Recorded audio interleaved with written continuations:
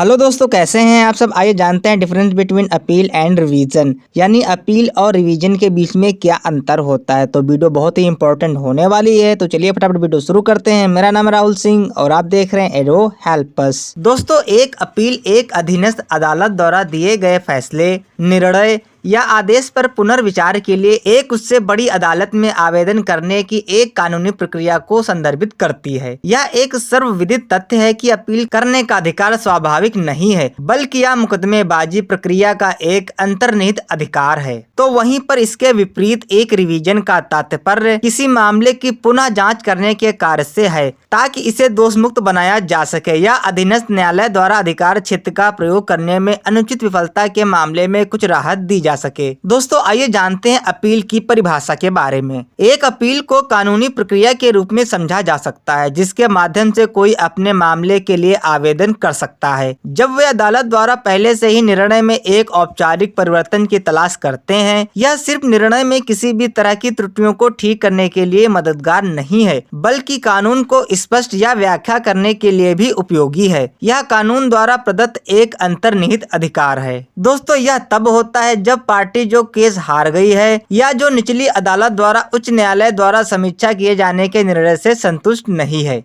एक मूल नियम यह है कि अपील करने वाले पक्ष अतिरिक्त दस्तावेज नहीं बना सकते हैं, ना ही मौखिक और ना ही दस्तावेजी, क्योंकि यह परीक्षण नहीं है। इसलिए यह पार्टी को नए आयाम जोड़ने या मामले को एक नई दिशा देने की अपील करने का मौका नहीं देती है। दोस्तों, फिर भी अपीली अदालत में अतिरिक्त सबूतों की अनुमति देने की शक्ति है, लेकिन केवल कुछ परिस्थितियों में ही। दोस्तों, अब ये जानते हैं रिवीजन की परिभाषा के बारे में। दोस्तों, रिवीजन से तात्पर्य किसी भी पक्ष द्वारा दायर की गई याचिका या न्यायालय के फैसले की पुनः जांच करना, ताकि किसी भी त्रुटि को दूर किया जा सके या राहत प्रदान की जा सके। एक संशोधन में उच्च न्यायालय को किसी भी मामले का रिकॉर्ड मांगने का अधिकार है, जिस पर निर्णय किसी अधीनस्थ न्यायालय द्वारा किया जाता है। इसलिए हाईकोर्ट आदेशों को संशोधित कर सकता है, क्योंकि यह फिट बैठता है। उच्च न्यायालय के अधीन इस संबंध में दिए गए किसी भी आदेश को अलग नहीं करना चाहिए और न ही आदेश के मामलों को छोड़कर किसी भी मामले पर फैसला देने के लिए कोई आदेश देना चाहिए।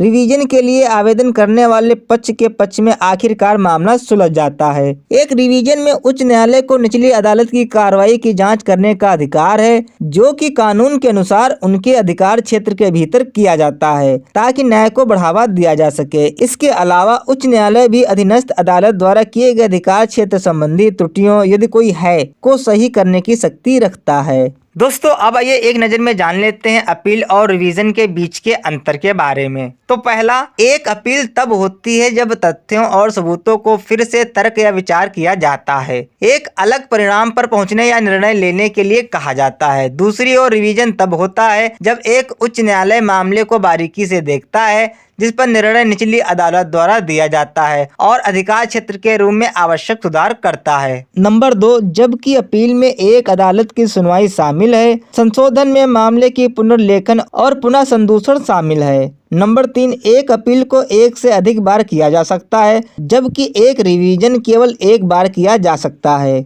नंबर 4, अपील एक ठोस अधिकार है, यानी कानून द्वारा प्रदत्त अधिकार। इसके विपरीत संशोधन के संबंध में एक याचिका की स्वीकृति या अस्वीकृति के संबंध में रिवीजन उच्च न्यायालय की विवेकाधीन शक्ति है। नंबर 5, श्रेष्ठ न्यायालय में अपील की जाती है, जो जिला अदालत या उच्च न्यायालय हो सकती है। इसके विपरीत उच्च न्यायालय के अधीन काम करने वाली निचली अदालत द्वारा किए गए निर्णय के लिए एक संशोधन याचिका उच्च न्यायालय में दायर की जाती है। नंबर 6, पहली अपील मूल डिक्री आदेश के खिलाफ है और दूसरी अपील अपीली डिक्री के खिलाफ है। यहाँ पर एक बात पर ध्यान देना चाहिए कि यहाँ आदेश अपील योग्य आदेश को संदर्भित करता है। इसके विपरीत संशोधन एक निचली अदालत द्वारा किए गए निर्णय के खिलाफ है। नंबर 7, कानून और तथ्य के सवाल के आधार पर अपील की जा सकती है। इसके विपरीत क्षेत्राधिकार के त्रुटि के आधार पर एक संशोधन किया जा सकता है। नंबर 8, यदि कानून प्रतिनिधि निर्धारित समय के भीतर रिकॉर्ड लाने में विफल रहता है, तो पीड़ित पक्ष की मृत्यु पर अपील समाप्त हो जाती है।